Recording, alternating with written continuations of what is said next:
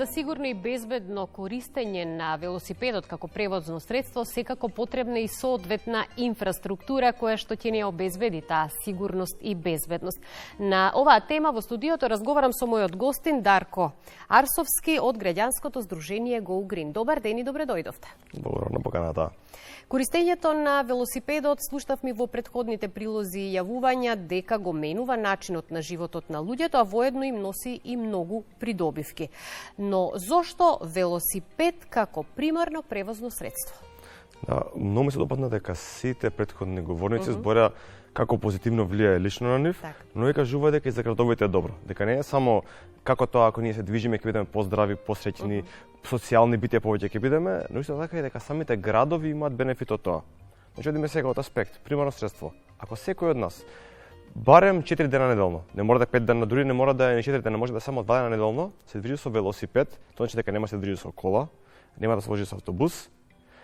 Пред се метежот и загадувањето што е аерозагадување и звучно загадување кој што го прават колите ќе се намали, понатаму нема да има потреба од толку широки асфалтни ленти кои што пред се придонесуваат кон побрзо возење, сообраќајни судири кои што во Македонија многу се чести и многу имаме жртви, но и понатаму намалуваат температурата, намалуваат, бидејќи тие урбани жешки острови кои што се од асфалт, кои што на булевари и на паркинзи се намалува, на крајот на денот градот како една целина добива бенефит од луѓето кои што одлучуваат да се движат со велосипед како примарно превозно средство.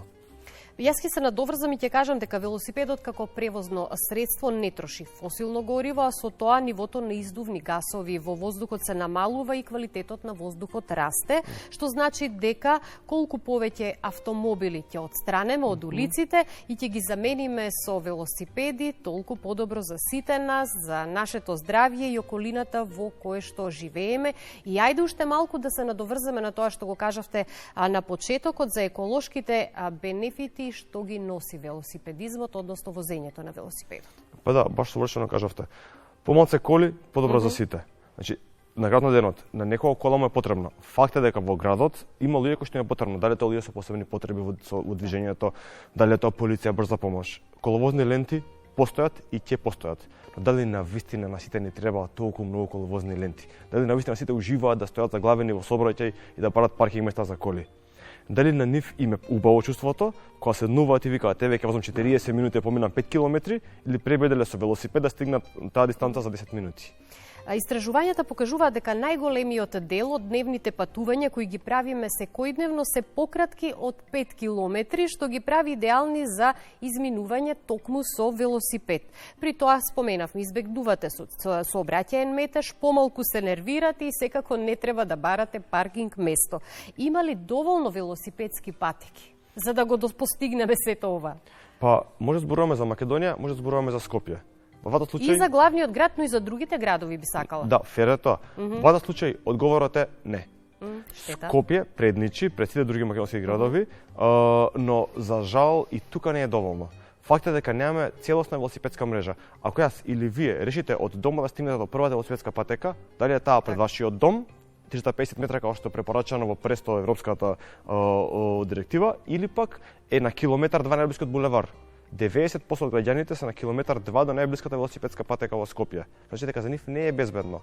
А другите градови, помалите, кои што се покомпактни, некаде дури ич нема велосипедски патеки, а оному каде што има се најчесто нестандардни. И всушност, ако ве прашам дали кај граѓаните се повеќе се зголемува свеста за користење на велосипедот како превозно, односно алтернативно, а некаде можеби и примарно превозно средство, дали можеби луѓето сакаат, но токму непостоењето на доволна соодветна велосипедска инфраструктура ги одвраќа од користењето на велосипед, затоа што пак од друга страна, еве во главниот град конкретно, можеме да забележиме дека актуелно станува одењето на работа со велосипед. Апсолутно, сите можни анализи. Сите можни анализи кои кажуваат тоа. Независно од возрастната група, полова група, економска, сите кажуваат дека пребојде да се велосипед на работа, отколку да седат заглавени во сообраќај во кола. Така. Значи, опцијата да се бира стоење заглавени или се движиме, повеќе сакаме се движиме, значи сите сакаат тоа, но сите кажуваат дека сите повеќе да кажуваат дека нешто суваат безбедно со моменталната инфраструктура која што е во градовите. Да, потврдивме дека клучно е подобрување на инфраструктурата и условите за безбедно користење на велосипедот како превозно средство. Меѓутоа, условите во главниот град може би се малку подобри, но повеќе треба да се работи на создавање на инфраструктурни услови низ другите градови во земјава. И сега кога говориме за пречките кои што практично секојдневно ги имаме во користењето на велосипед, често и онаму каде што има велопатеки, тие се узурпирани и не можете соодветно да ги користите. Со кои други пречки се соочуваат велосипедистите? Па да, ова е многу важна работа. Кога ќе кажат имате велосипедска патека или лента. Дали на вистина, можеби ние гледаме дека има неколку метри, но ако таа не е совршено поврзана, ако не е слејан рабникот за да може и жена која се движи со корпа полна зеленчук да се качи без да ја паднат јаболките на улица, ако не е тоа совршено направено, ако понатаму нема ниту еден знак, може лесно да се заобиколи автобуската станица, да не мора да се иде во конфликт со тие што чекаат автобус. Дали пешачкиот премин е добро означен, дали е лизгава подлогата за кога ќе врне да не ни падне сочокот на страна и да се повредиме. Значи, тоа се и тоа на патеки кои што ги гледаме дека се добри, а понатаму каква е подлогата? Некаде ставаат бехатонки и кажуваат дека тоа е велосипедска патека, но не е така, бидејќи не секој тркало може да се движи по нив. Некаде не достигаат столбчиња, поради нив се паркираат коли. Некаде најбизарно има контејнери кои што се законски поставено таму, а не треба таму да стојат. Така да, ако ние можеби гледаме дека некаде не е велосипедска патека, а велосипедистот одбира да не вози по незе, треба да имаме трпение за тој човек да видиме дали навистина тој може таму се движи или пак таа патека е само ставена провизорно, колку да се каже дека постои некаква структура за него. Така.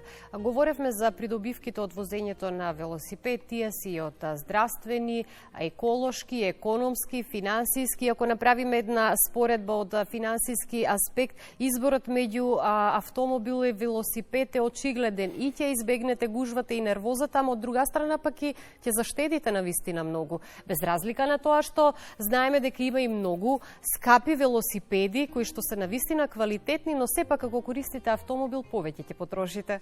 Апсолутно, значи пример има милиони, многу смешно ми е сега дека луѓе моја возраст и помлади кои што бидејќи нема автобуси во Скопје става ситуацијата катастрофална, решаваат да полагаат за возачка, земаат кола, знаеш како пираат дека не е кола се купи само од 2-5 евра или можеби повеќе. Тук има нови регистрации, менување гуми, менување на скинат каиш, цело време полнење бензин, улје и вика математиката што мислев дека е 5000 евра годишно станува еднашка 70.000 евра.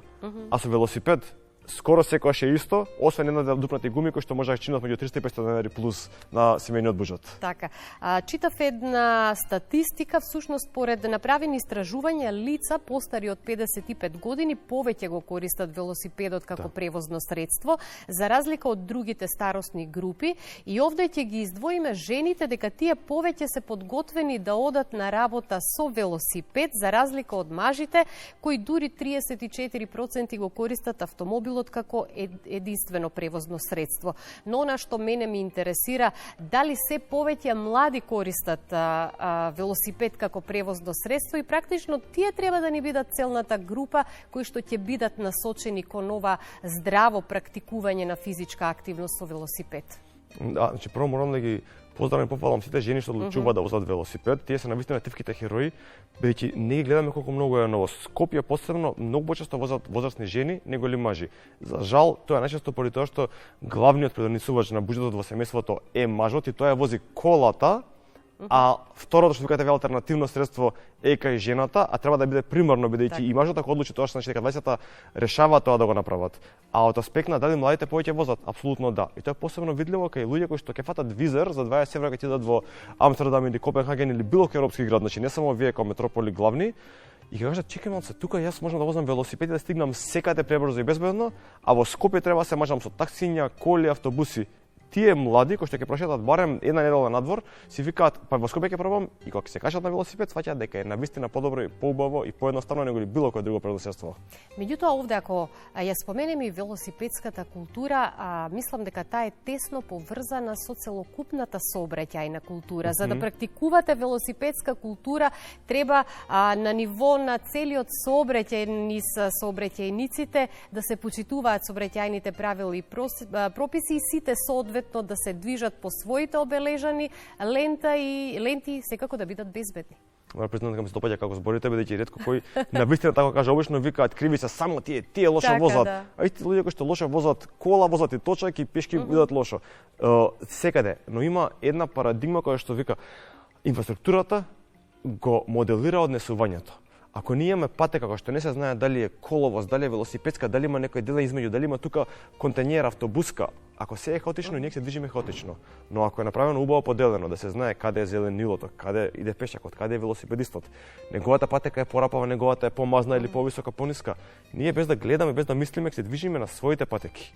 Ако гледаме дека треба да вртам 3 километри за да поминам пешачки премин и нас спроти тоа решавам да прерипам преку булевар загрозувајќи го својот живот и на возачот, ќе кажам, окей, ќе го направам можеби тоа. Ама ако има тука пешачки премин и ако тоа е направено за да биде најдобро за сите учесници во сообраќајот, тоаш луѓето сами ќе го почитуваат. Никој не сака да биде криминалец, да сакаме да го правиме тоа што е добро за сите.